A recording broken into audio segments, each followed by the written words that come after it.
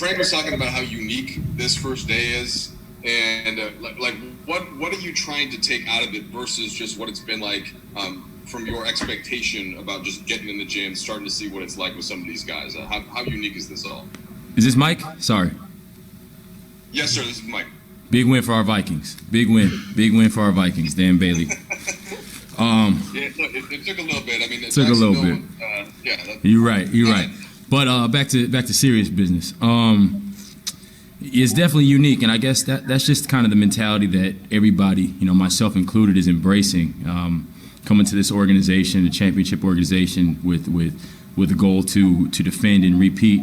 You got to have some sense of competitiveness and drive and hunger, as repeat champions. And then, for myself, who's a guy who's trying to get his first one in the midst of a team that's trying to do it again. My hunger aligns with the team's hunger and the organization's hunger. But as far as trying to integrate to a new system, I mean, I've played basketball for a long time. This is season 12. All glory to God and family. But it's basketball at the end of the day. Obviously, some different nuances, some different terminologies, but nothing that can't get picked up in a matter of a few days going into camp. I'd like to follow up on the Vikings, but I'll spare everybody else here. Wesley, just guys you played against for a long time, LeBron, Marc Gasol. Is there a way that you can understand them by all of the scouting reports that you've had to prep that then evolves as you, even from that day one when you're actually on the court together? Absolutely. I mean, you can kind of see some of the things that you have to defend against, and to know now, be able to put yourself in those situations where you're on the receiving end, or you're the beneficiary, or you're a guy that can open up spacing so that the ball can breathe, so that you can play. One of the big emphasis was movement. This was probably the most movement I've done as far as spacing and cutting and slashing and just getting back into the swing of things, and almost similar to the flow in which style of play that I played in Portland, style of play that I played in Dallas. And, for me, it's exciting. And Wookie? Hey, Wes, Dan Wookie with the Los Angeles Times. Kind of two questions. How did your experiences going to Milwaukee last year, a team that was obviously built for a title run? You might talk about integrating in your experience, but how specifically fitting in with a championship level team? How did those experiences last year will play out this year? And then, sort of secondly, you see around the league, two guys in Oklahoma City tested positive for coronavirus. Portland had to shut their facility down today. How big of a cloud is that? Kind of as you guys go day to day here training camp? Well, I mean, everything that I've seen here has been top notch as far as making sure that protocols are followed. And, a lot of it is just going to come down to the accountability of oneself, being a part of this organization, being part of this championship organization, and wanting to repeat. And like I said, myself, wanting to be in that game and be the last team standing. You're going to have to hold yourself accountable. I mean, this is going to be in some ways tougher than the bubble, because at least in the bubble we knew there was no other distractions. As far as it was difficult to be isolated from what felt like the world, but now to know that not only are we looking out for everybody's personal, your family, yourself, but this is an extension. The Lakers organization is an extension of your family. And so, if we want to be the last team standing, we also got to be the healthiest team standing. So we've got to be accountable and be smart individually and collectively. And then as far as the transition from the Milwaukee to here, obviously, I mean, the difference is this group of guys has won the championship as opposed to Milwaukee, where we were trying to get our first.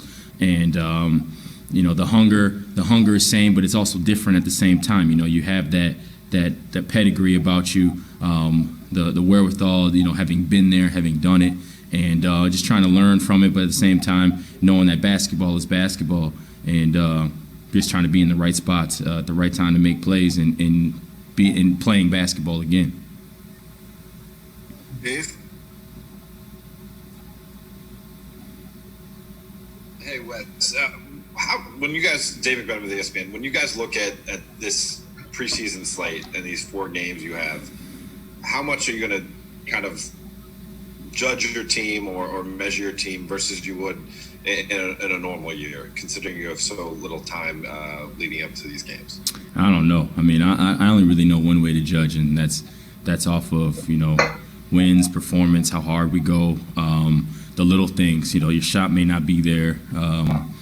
It might be a little bit rusty on the offensive end, obviously due to lack of playing, lack of pickup. This is very unconventional for everybody involved. Usually leading up to this point, when we get to this point in training camp, there's been a lot of 5-on-5s. There's been a lot of runs up and down.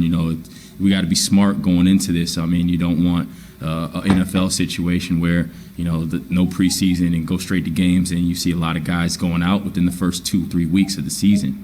So that's going to be the build up and the slow progression. Obviously, this team has had this team in Miami have had the fewest amount of days off in between starting back the season. Myself, we were out in the second round, so had a little bit more time to get ready, but that's still it's still been an unconventional offseason. So a lot of it comes down to personal accountability, getting what you need, making sure you get rest, making sure you're doing stretching on your own, doing all the little things to make sure that you can be ready when it's go time, and that's next week or later on this week. I don't even know. Friday. Kyle Good. Hey Wes, full day for you with the practice and watching Kirk Cousins in one day. That's a lot of work. I didn't get to watch Kirk, so I didn't get to watch that. So there was one stress that was gone. It's kind of three questions here. One, we talked with a bunch of guys who are returning who have said, their normal off seasons, obviously everything being so compressed, they haven't gotten a lot of training in. As somebody who's had a little more time than the returners, how much of your regular off season were you able to squeeze in? And just as a follow up, on a first day of training camp, Frank said that most of the guys were there, but not all. How much are those holes kind of felt when you're just starting out with a new team? Well, for me, everything is new, so I didn't really have a gauge on who was, who wasn't. I mean, I know we got some guys that are coming back. That, my man Quinn Cook just got re-signed back, so I'm excited about that and happy for him. And I think Alfonso wasn't here yet. I think just because, going through protocols and making sure everybody's safe and eligible and ready to go. And so it's all new for me. And as far as my off season, I was doing a lot of recovering. I had to I had a little fracture in my finger in game 1 of the second round against Miami. So I've had to wait longer than I would have liked to, once we've got eliminated, to let that heal up so I could even resume back training and doing all that kind of stuff. And it's 100% now. I feel great. So I didn't really get that same normal off season as well, and still just trying to make do. Doing a lot of yoga. Just again, being in this for 12 years now, you kind of know what you need, and just making sure you're doing that on a daily basis. Bill Orm. Hey Wesley, Bill Orm, yeah, brother. You've mentioned personal accountability a couple times here, as it relates both to COVID stuff and also just being physically right. But specifically with COVID, I'm wondering, how are players, specifically with your team, holding each other accountable? Where's the leadership coming from in terms of like the right behavior and making sure you're doing yourself, everybody's putting themselves in a position where nobody's going to put the team at risk and shut the facility down? Right. Well, I mean, everything starts within, but I mean, you think of the leader of this team. I mean, it's LeBron, and so that'll be something that will be discussed further on as we go into camp. I'm assuming, just as far as once we know more of everything, more of NBA protocols, more of just what there is to know about everything that we're getting ready to go through. This is all still new. This is all still happening on the fly. I'm assuming there's going to be a lot of things that get thrown at us throughout the season that are going to throw things off. And so again, you just got to be adaptable.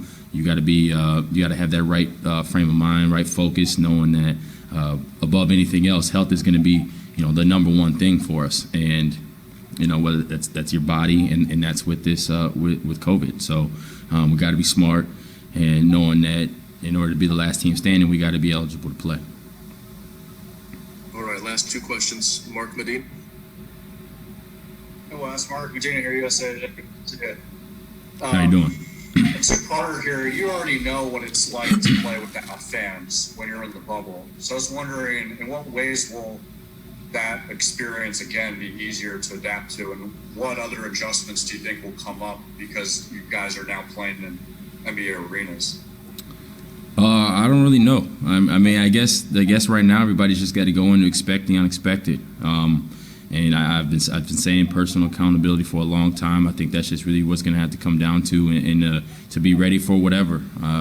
Make sure you do the work. Make sure you do your diligence. Coaches are going to provide us with scouting reports, game plans. It's going to be up to us to make sure our bodies are right and taken care of, so that we can go out and execute it. And just following guidelines, following protocols, and understanding the greater good.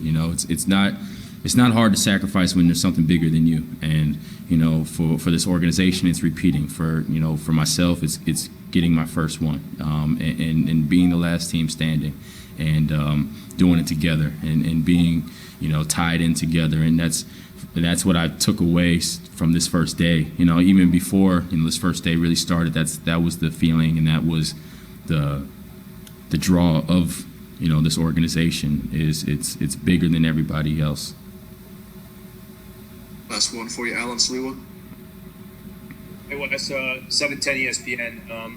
Just curious, do you have a plan of how you're going to pace yourself as you go from training camp, preseason, to regular season, or is that something that is difficult to plan? You just kind of listen to your body. Just get your thoughts on that.